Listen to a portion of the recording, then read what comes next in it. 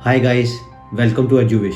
आप सबको गणेश चतुर्थी की बहुत बहुत शुभकामनाएं। बहुत सारे सवाल आते हैं मेरे पास बच्चों के जो पूछते हैं, क्या गणेश जी का सर सच में हाथी का है?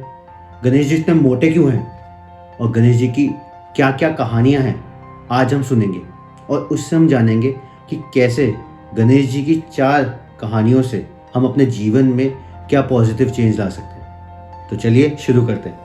सब लोग बोलते हैं गणपति जी का पेट इतना बड़ा क्यों है? Why he so fat? क्या वो बहुत सारे मोदक खाते हैं या बहुत सारे मोमोज खाते हैं? चलो इसके पीछे कहानी सुनते हैं। समुद्र मंथन, सबको पता है, जब देव और असुर मिलकर समुद्र का मंथन कर रहे थे उसमें से अमृत निकालने के लिए, तब विष्णु जी ने चालाकी से मोहिनी जी का रूप ले लिया था। विष्णु जी ने मोहिनी का रूप इसलिए लिया था ताकि जो अमृत निकला हुआ है उसका सही से डिवीजन हो सके। तो उसको देख के सारे के सारे देव, सारे के सारे असुर मोहित होने लग गए। उसमें एक शिव जी भी थे। शिव जी भी उन्हीं देवों में से एक थे जो मोहिनी जी की ब्यूटी को देख के थोड़ा अट्रैक्ट हो गए थे। और जब विष्णु जी ने मोहिनी अवतार त्याग दिया तब शिव जी बहुत क्रोध हो गए। तो उस क्रोध से एक असुर पैदा हुआ और उस असुर का नाम था Krodhasur, the monster of anger. और धीरे धीरे करते करते क्रोधासुर ने पूरी सृष्टि पे कब्जा कर लिया। तीनों लोगों पे अपनी पावर दिखाने लगा, रूल करने लगा, अत्याचार बढ़ने लगा। तब सबके सब गए शिव जी के पास प्रार्थना करने के लिए कि हे शिव जी, हमें बचाओ इससे, ये तो सब खत्म कर देगा। तब शिव जी ने गणेश जी को बोला कि जाओ जाके उसका वध करके आओ या उसको स्टॉप करो। तब गणेश जी ने लंबोदर का अवतार लिया। लंबोदर मतलब the person who is having a big belly. तब क्रोधासुर को हराने के बाद क्रोधासुर को बोला कि तू मेरे कंट्रोल में रहेगा। अब इस स्टोरी का मीनिंग समझते हैं। लंबोदर का मतलब जिसका पेट बड़ा, दैट मीन्स उन्होंने क्रोधासुर को अपने अंदर बोला था कि मैं कंट्रोल करके रखूंगा। तो उन्होंने अपना एंगर को कंट्रोल करना सीखा।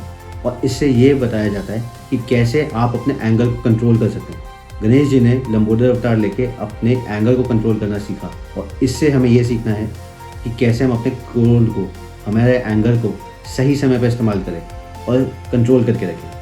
अब आपका क्वेश्चन आएगा, क्या गणेश जी को कभी गुस्सा नहीं आता? हाँ, आता है।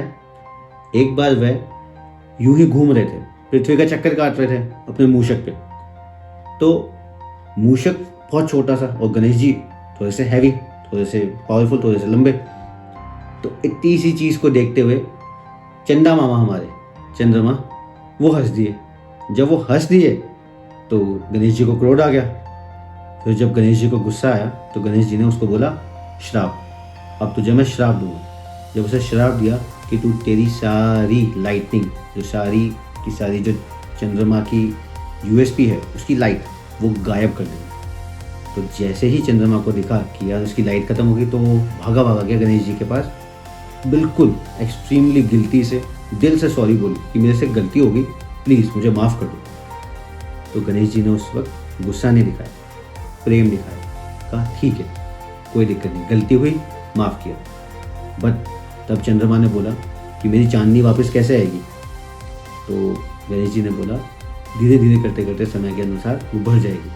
और इससे हमें एक चीज़ और सीखने को मिलती है कि गुस्सा करने के बाद माफ़ भी करना आना चाहिए और कैसे अपने दुश्मन को अपना दोस्त बना लो। इस स्टोरी से हम ये भी सीखते हैं कि हमारी सेल्फ रिस्पेक्ट को प्रोटेक्ट करना बहुत ज़रूरी है। और इसका मतलब ये नहीं है कि अपने क्रोध के चक्कर में किसी का नुकसान कर दे।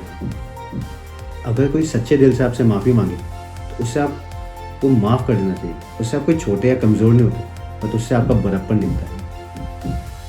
और गणेश जी ने ऐसे ही चंद्रमा को माफ़ करके उसे दोस्त से दुश्मन बना लिया। और आप देख सकते हैं बाल गणेश के रूप में गणेश जी के ऊपर चंद्रमा का सिंबल बना हुआ है। एक और इंटरेस्टिंग क्वेश्चन कि सब लोग पूछते हैं कि गणेश जी के हेड इंसान का क्यों नहीं है, हाथी का ही क्यों है? अब इसके पीछे हम एक स्टोरी सुनते हैं। इसी से रिलेटेड हम एक इंटरेस्टिंग स्टोरी सुनते हैं, शर्ली की और जेनी की। शर्ली एक एलिफेंट थी जो सर्कस में काम करती थी। सर्कस में उसको अब्यूज़ भी किया जाता था, मारा जाता था, कई बार टॉर्चर भी किया जाता था। धीरे धीरे करते करते उसकी तबीयत ख़राब होने लगी तो उसे आर्थराइटिस हो गई। आर्थराइटिस होने के बाद सर्कस वालों ने उसको किसी ज़ू भेज दिया। ज़ू में भी उसकी तबीयत दिन ब दिन बिगड़ती रही। तो जैसे ही ज़ू वालों को लगा कि अब उसकी केयरिंग करना बहुत मुश्किल हो जाएगा तो उसे एक सेंचुरी भेज दिया, एक एलिफेंट सेंचुरी भेज दी जहाँ पे वो बाकी हाथियों के साथ घुल मिल के रह सकती है। जैसे उसको भेजा गया तो ऑटोमेटिकली उसकी हैप्पीनेस वापस से रिस्टोर होने लगी, क्योंकि वो एक नेचुरल एनवायरनमेंट में थी और वो वहाँ पे अच्छे से अपने आप को एक्सेप्ट कर चुकी थी कि हाँ मैं यहाँ पे रह रही। देन सडनली वहाँ पे एक और हाथी आती, छोटी सी उसे, बट हाँ जैसे ही जेनी और शेरली मिले, उस छोटी हाथी का नाम था जेनी, जब वो दोनों मिले तो वो एक दूसरे को हग करने लग गए, एक दूसरे को मिलने लग गए, एक दूसरे को पैम्पर करने लग गए। एंड दिस शोज कि हाथी की ब्रेन पावर कितनी ज़्यादा होती है। उनका स्कल जितना बड़ा होता है उतनी ही उनमें ब्रेन सेल्स भी ज़्यादा होते हैं। और आप ध्यान से देखोगे कि हाथी जब एम्पैथी दिखाता है, जब केयर दिखाता है, तो उसने उस चीज़ को सोचा, उसने उस चीज़ को देखा कि मैं भी उसी सर्कस में थी जहाँ पे जेनी है और दोनों को साथ में ही टॉर्चर किया जाता था, बट उसको कभी भूली नहीं।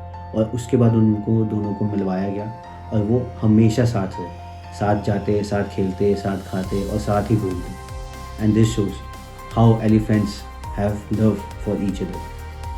सो elephants are smart, elephant signifies wisdom, और इनफैक्ट साइंस भी इस चीज़ को मानती है कि elephant have more brain storage capacity and understanding capacity as compared to other any animal in the animal kingdom। और कहा जाता है कि elephant are the smartest animal in this animal kingdom, और वो डिफरेंट लैंग्वेजेस समझ सकते हैं एंड वो इमोशनल भी होते हैं। और गणेश जी भी इमोशनल हैं और स्मार्ट भी हैं, बट गणेश जी का सर कोई ऐसे वैसे हाथी का नहीं है, वो ऐरावत का है। ऐरावत वही जो इंद्र का वाहन है, और ऐरावत बारिश, फर्टिलिटी और प्रॉस्पेरिटी का सिंबल है। जब जब जहाँ जहाँ पे भी ऐरावत का गुजरना होता है, वहाँ बारिश होती है, वहाँ प्रॉस्पेरिटी होती है और वहाँ पे लोगों को खुशियाँ लेके आती है। और कोइंसिडेंस की बात यह है कि जब जब गणेश चतुर्थी आती है तो ऑटोमेटिकली बारिश आती है, खेत खलियान खिलते हैं, नेचर अपने आप में बहुत अच्छा खुश हो जाता है, और सबसे इम्पोर्टेंट हम सबके लिए भी खुशियाँ लेके आता है। और इससे गणेश जी हमें ये लेसन देते हैं कि हमें स्मार्ट और इमोशनल साथ साथ होना चाहिए। हमें हमारा कार्य समझदारी के साथ करना चाहिए और साथ साथ इमोशनल भी होना चाहिए कि किसी के साथ बुरा ना किया जाए। अब आप पूछोगे कि गणेश जी सबसे स्मार्ट है तो उनको तो कभी कोई प्रॉब्लम आती नहीं होगी, और क्योंकि उनको कहा ही जाता है विघ्नहर्ता, सबके विघ्न हरने वाले, हमारी सारी प्रॉब्लम्स तो वो ले लेते। तो इसके लिए भी एक इंटरेस्टिंग स्टोरी है, सुनना चाहते हो? तो चलो शुरू करते हैं। विघ्न मीन्स ऑब्स्टेकल्स, प्रॉब्लम्स, हर्ता means the person who clear the obstacles. तो इसका मतलब ये नहीं है कि उनकी लाइफ में कभी प्रॉब्लम नहीं है, उनकी लाइफ में भी कई प्रॉब्लम आई। उसमें से एक सबसे बड़ी प्रॉब्लम थी कुरुक्षेत्र में पांडवों और कौरवों का युद्ध खत्म होने के बाद महाभारत के बारे में लिखने के लिए व्यास मुनि जी ने जिम्मेदारी ली। उन्होंने कहा कि मैं ये पूरी चीज़ लिखूंगा, बट उसके साथ एक problem I. The problem was information.